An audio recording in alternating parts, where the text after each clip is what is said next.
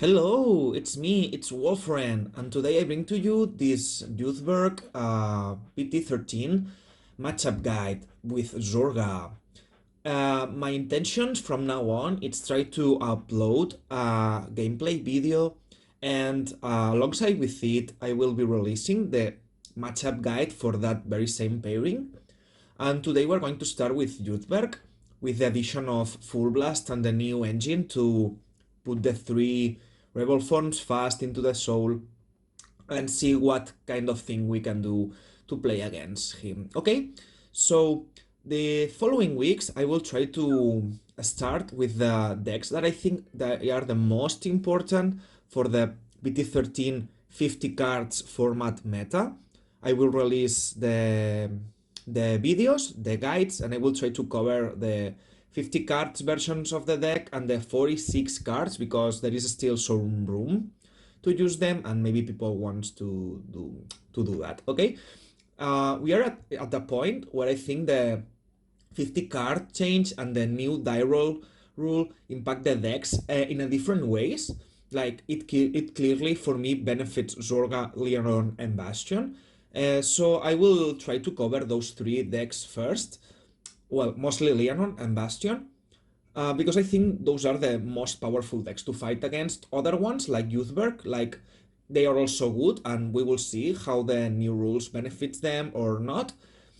But yeah, I want to cover the decks that I think they are more powerful first for people to know about this. Also, I will try to make a very like fast tier list for the meta after this rules application. I will do this very soon as well. But first, let's get into the matter at hand and let's see how we do versus Youthberk. First of all, we have the summary for the video. First, we will start again trying to disclose the strengths and weaknesses from Youthberk, because understanding the deck will help us understand what we have to do. Then we will see how to approach the matchup based on that. And then we will see how I think, we will talk about the rules, the right die roll rule for the one that says that the winner gets to choose. How do I think this impacts the meta and how Youthberk will benefit or not from that, and then we will like do the deck profile for the deck list. So even if you're not interested in Zorga, maybe you're interested in Youthberk, so you can go see that as well. Okay, so let's get started by seeing the strengths that Youthberk has. And I think the most clear thing when we play against that deck is that if the deck goes first, it's really hard to keep up. Because the tempo going first on their turn 3 with the crit and the bigger columns, it's very powerful. I think it's not as powerful as other decks because what I feel it's like Youthberk. Okay, so it's not that the deck breaks or something. Like I feel the deck it's pretty consistent even with the 50 cards, but I think the overall power of the deck is not that strong. I think the deck needs like some kind of luck here and there with the trigger checks, because the game can be very different if they get, for example, a crit or a trigger turn 1, on turn 2, sorry, on their first attack turn, or if we get defensives. But let's just say that if the turns go like on average, like if they get an attack trigger and you get a defensive trigger, which should balance the thing out, they will still be able to win going first given how powerful their turn 3 is. But I don't think the deck is like as strong as others because Leonor doesn't really need to depend on how the triggers go for the early game because of how powerful the deck is on that stage of the game compared to how the deck like it will scale later on. And for me, like Youthberk definitely needs some kind of luck to help him win. But yeah, the problem with the deck or the strength or the power of the deck lays on how bursty it can be turn 3 and on the fact that once the Fergosa and the Great One Angel get start rolling, they thin the deck super fast, so even when they need this luck to happen, they are also working towards that happening a bit more often than other decks. So yeah, I think we can say that Youthberk it really is a very sucky deck in that regard because Yeah, you can tell that I don't super like Youthberk at this moment because, like, I'm trying to say that the deck is powerful, but it also relies on luck, kind of. And I'm not convinced at all that the deck does actually thin enough or plays around making that luck happening more often enough for me to think the deck is actually good. Like, for me, the deck is good and sits in a very good position, especially with the new rules, and we will talk about later. But I don't think the deck is the best pick possible. Like, it will do its thing because it's consistent, and usually enough, the thing it does, it's good enough for it to win going first. But the fact it cannot really win going second, and that sometimes, even when they went first, the luck doesn't help them, or they do not get access to the PGs, makes me this not being as confident in the deck as I think most of the people are. But yeah, we should be scared of their tempo if they go first and how good they can like get checks on rolling, right?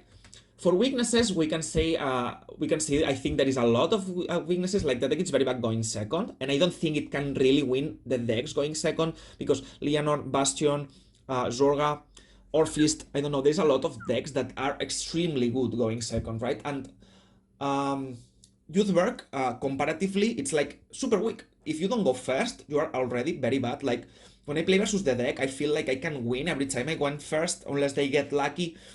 And even when they go first, I can still high roll them with the Philanders going second. So it's not like that problematic because the deck has very bad defense capacity.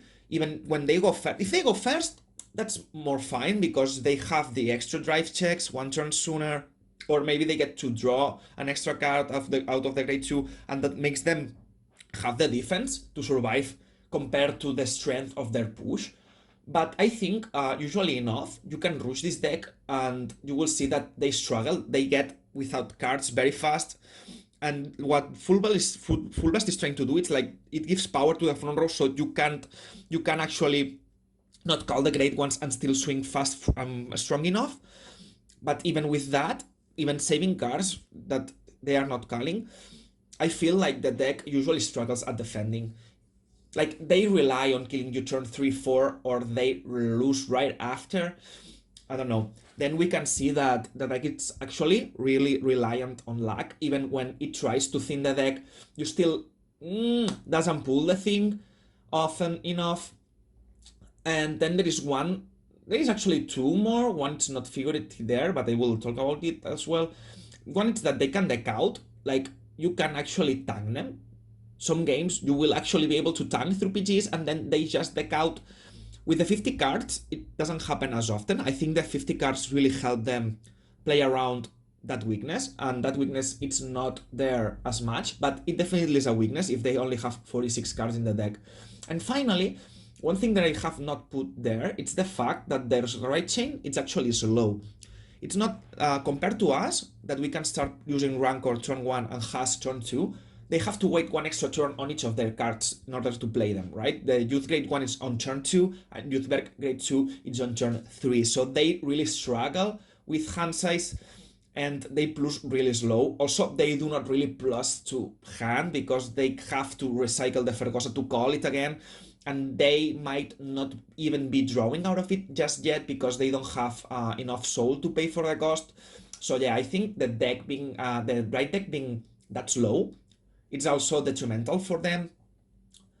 So yeah, that's something we can really exploit because we are very likely to start the games faster than they do. And sometimes their turn 3 it's just not enough, or they don't have the defense to survive us. Okay, so what can we do against that, right? We can be very rushy. Like, if we go first, we just need to do our very good turn 2 into our dragons, and then we will often kill them turn 4 with the kill and the 4 attacks and the Philander's massive buff on power. So yeah, going first, it's just like that. It will be very easy to win. Going second, it's a bit harder. And while I would recommend doing something that I do not recommend on other pairings, which is that, okay, usually I would not be as eager to commit cards turn 1, but I think Youthberk is a very good example of a pairing where we are willing to not care as much about our hand size, and we would be eager to like try to high roll a bit more, like calling the three laners. I always say that you wouldn't call a card to just not be able to swim because they got a defensive, right? But I think this deck, this is a pairing that it's actually a bit based on RNG in that regard. Like going second, one good bet we can make, it's like try to do the three swings because we can actually out push their tempo. This takes luck, and in that sense, youth or the pairing that resolve around youth will be a bit sucky or a bit RNG dependent. But I think given how the deck interact with us, we want to be a bit more on the high rollish side if we went second. If we go first, just play safe, save your cards, be smart, play around the fact that Fullblast will bot them your cards, so you have to farm extra copies with your abilities. But yeah, if you go second, you might want to... Yeah, I'm also going ahead of myself because I should be talking about this later, but it's fine. Okay, rush, and you can be a bit more greedy going second. Then it's very important to disrupt their Fergosa turn 2. They often need to intercept with it and get it back with Youthberk grade 2. So what you can do here, it's like, I wouldn't like damage deny if I can avoid that.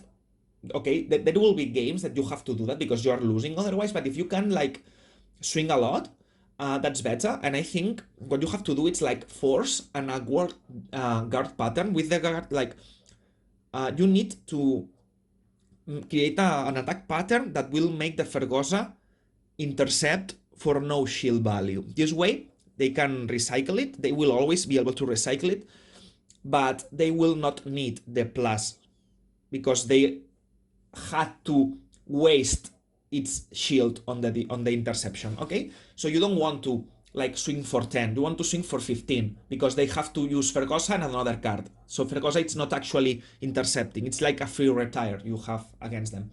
You should do that. Okay, then it's very important to find the PGs fast and like try to do a very good guard pattern that keeps you alive. Okay, this may seem a bit redundant, but guarding against the Youthberk crit, it's very important.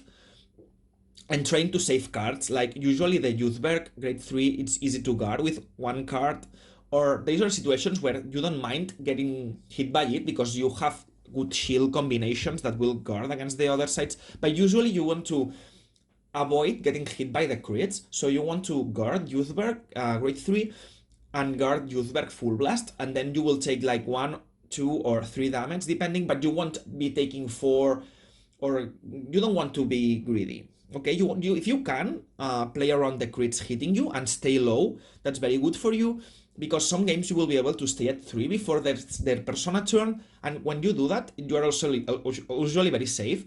Then you just recycle the PGs and can guard the tags again, and then you win after.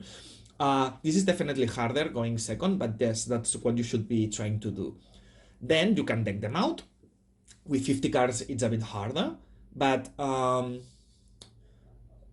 if you can do that by tanking, some games they just lose alone because they do not sack and they just lose, especially with the 46 cards. And finally, some games, especially if you went second, this is something that is very rare, even going second, but sometimes you gotta try to deny the Fullblast. In this week video, there is one game I won second, and my only chance was to damage deny them. I tried to squeeze the cards from hand first, and when I see they don't want to take the risk of getting hit by my crit, I just swing into rear guards. The problem is other things happened in the video, and you can see what makes me lose in the end, but I think that was the play. In that particular situation, would have given me more chances of winning on the mid-long run. But yeah, that's something very rare that it doesn't really happen that often, even going second. If you see the video, I try first to see if they waste the cards, right? They could have taken the damage. Okay, for me at that point, wasn't worth swinging into rear guards, because if he gets to keep the cards to defend, he will just survive one turn later, alright? So that's something rare that you can do if the situation aligns, and you should only do it if you would lose otherwise, okay? And never try to do that, like if you are being too forgiving on the opponent's hand size. Like if you for Fate the Pressure, you will just get survive one turn later and you will eventually lose anyway. Okay, so let's get into detail. I feel like today I'm speaking very fast. That's good because I feel like I'm getting better at English and at speaking. But I might be like speedrunning this too much today. I'm sorry for that. Okay, so getting into the approaching the matchup, we will see the going first. Going first, it's very easy. You should almost always win unless they get, I don't know, like a defensive OT. I don't think you even care about offensive OT in this matchup because you're already defending yourself. Like you use the PGs efficiently and you are fine. The only thing that could annoy you is the going second. I know the defensive, not going second. The defensive OT, but I mean that is what it is.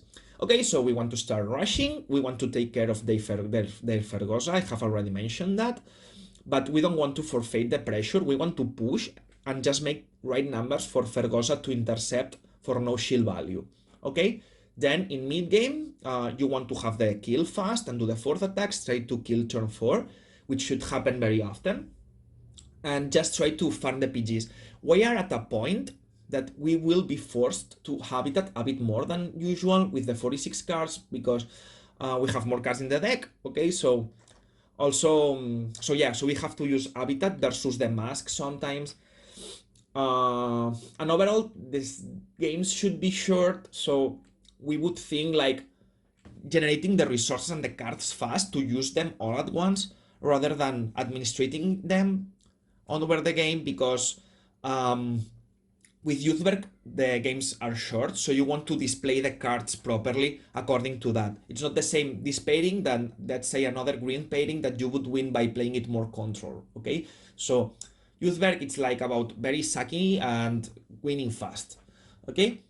And so late game, basically there is no late game. That's what I want to say with that, right? There is turn 3 mid game, turn 4 late game. If we want to say that, it's already the last turn, usually, okay? So do not try to play for the long run. Like you should, it's very easy to see the whole game happening very fast because you can see the cards you have and you just use them all at once until turn 4 and there is usually a future to play for unless the OT happens or something it's healing a lot. If people heals, then this of course may change. Okay, then we have the going second thing. Basically, as I said, the early game wants to be aggro playstyle. By aggro playstyle, I mean literally aggro playstyle. Okay, so we don't want to consider our value as much. We are not playing this matchup going second as a mid-range mindset or a control mindset. We want actually to be a bit more greedy than what we are compared to other matchups. And we don't mind as much if we call one card more and it doesn't get to swing because we want to put the most pressure possible considering luck in our favor. Like we want to high roll. So we are not as conservative with our cards here, okay? Basically because you might need that to win on some of the games, so yeah. Mid game is basically the same. Find the cards fast, prepare your defense to use it all at once, survive their turn 3, and if you can survive the turn 4. And if you survive the turn 4, you are very likely to kill after, especially if you manage to do the kill turn 3 as well. Okay? And yeah, and some games, like you got overpushed and some trigger lag happened early on, so you might see yourself forced to do the damage then I think in order to enable, I don't know, maybe you heal later, maybe you hit OT, maybe you double crit them, but for that to happen, you need to survive to swing. So that's what you do only if you see that you don't have the cards, you got sacked, and you cannot actually play. But this is very, very, very, very rare, okay? Don't do this, okay? Versus Orfist, you actually did that a lot, because of how our fist worked, but this is not going to work as much here. It's just the Z plan, the last letter of the abecedary plan. You have to exploit your 25 other plans before that, okay? So yeah, Uh, Finally, now we will talk about how the new rules impact Youthberk. And I think overall, Youthberk is actually a winner here because, okay, I said that Leonor and Zorga and Bastion were ones of the better picks. Leonor, it's extremely busted going second. Like, people, it's taking masks away, but I think the card is very good, and I think the card is actually more consistent than people gives it credit, personally. But yeah, Leonor, it's a deck that will try to go second, and if Leah wins the die roll, they will be like, okay, I go second, right? Because I'm busted going second, and such. But here's the thing, if there is three decks that need to play around each other by going second, like Zorga wants to go second versus Leah and Bastion, Bastion wants to go second versus Zorga and Leah wants to go second versus Zorga and Bastion, and those are the best decks, chances are that they will win the die roll and say they want to go second, even if Youthberk can only win going first. This means that Youthberk will be going first a lot more, and that's what I think makes the deck actually worth playing. Like, unless they tell you somehow that they are playing Youthberk, because they show you the deck, or I don't know, or they tell you. If you don't know they are playing Youth, and you're playing one of those three decks, what are you going to do? You will give Youthberk that upper hand, and that's why I consider Youthberk to be like one of the, not of the best picks, but I think it's one of the contenders here, because the meta mindset aligns well with what the deck is trying to do. Then we have the fact that the 50 card rules prevent it from decking out, which is one of the win cons some decks might have against it. I don't particularly think the deck gets a lot of benefit with the extra 4 cards, like they cannot run Spiral Cutie, they cannot run Kyrie, they cannot run Skyward. They have to like add cards like Dollbreak or Maple that are not that good. And I don't think the 50 card rules benefits Youthberk that much, but the thing they can enter a tournament and maybe play all the games going first, I think that's powerful, and I think we should consider Youthberk as one of the contenders to win Worlds for that reason, even if the deck it's not overall that good. If they can go first every game, I think that's very, very, very, very, very powerful. That's something we should be considering. Like, it's a good roguish condition, right, for them.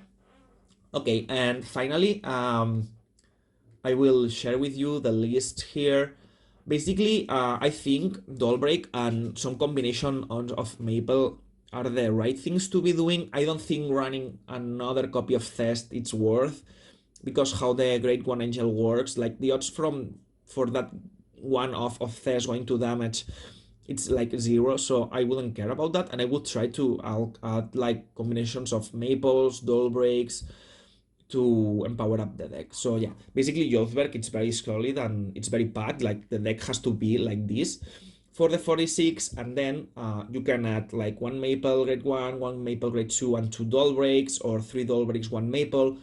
That's what I think. That's what I think the people will be doing.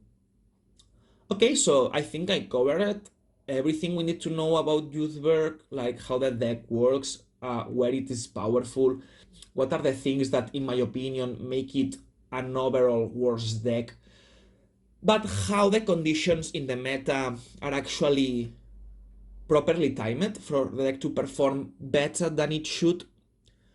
And that's basically it. Hope you enjoyed this guide. Hope you enjoyed the games. So yeah, hope you enjoyed, and see you soon.